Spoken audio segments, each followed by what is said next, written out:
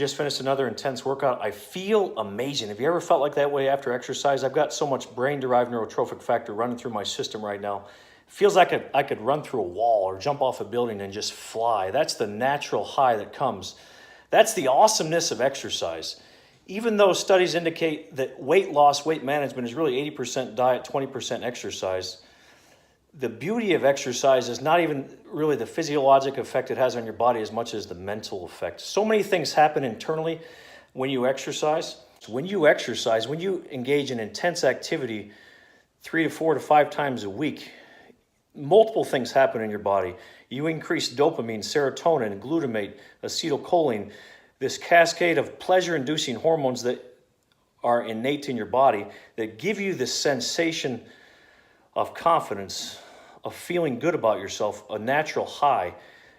Literally, if you do it right and you actually condition yourself to do it over and over and over, that is exercise, it's like an orgasm. It's literally like a natural high that you can't get unless you take illegal recreational drugs.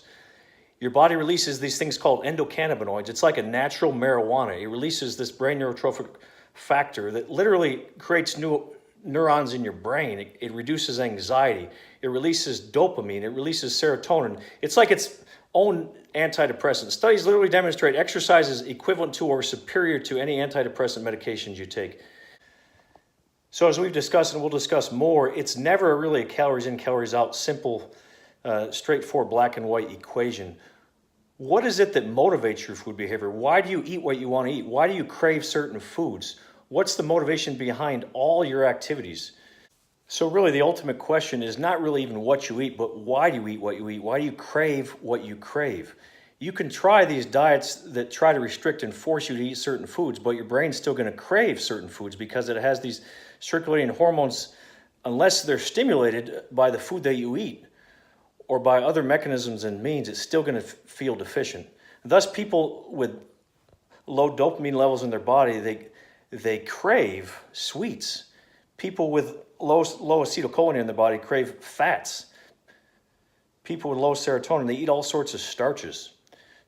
So the ultimate question then is, why are you eating what you eat? Not just what you eat, but addressing the root cause, the root motivation behind those behaviors. And it's always your neurochemistry. It's always what happens up here. That's why your mental health equals your physical health. And that's why everything has to start and end right here. Before anything can change in your body, you have to change and optimize your neurochemistry. And that's one of the things why I love exercise. It's not even the physiologic effect that it has. It's ultimately the psychological effect. Because it changes everything in your head and your brain. It causes a cascade of this release of pleasure-inducing hormones in your brain that literally causes your metabolism to change. So people that have stress, people that lack self-love, that don't feel fulfilled in life, that don't feel a sense of purpose and mission, ultimately are going to have some dysregulation and deficiency of these natural neurochemicals in your body. And like I said, again, studies demonstrate you can give them these diets and they can actually follow the diet. But because their neurochemistry in their brain hasn't been regulated, and because they still feel and crave these things because they have low dopamine, low serotonin, low acetylcholine, low GABA, these various different neuropeptides, it's not going to change their food behavior. It's not going to ultimately change in the long run their cravings and why they eat what they eat. That's why everything always starts and ends here.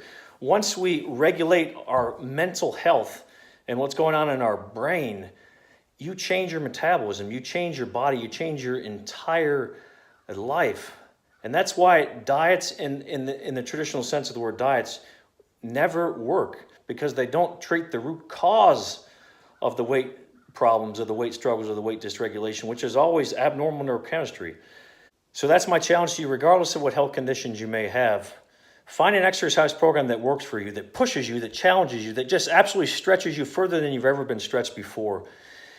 Because it's this cascade of release of these neuropeptides, this euphoria, this orgasmic feeling of just well-being and pleasure that you feel associated with exercise that will change everything. It regulates the neurochemistry in your brain. And when you focus on restoring the health of your brain, the health of your body, your weight, your appearance, everything else will follow.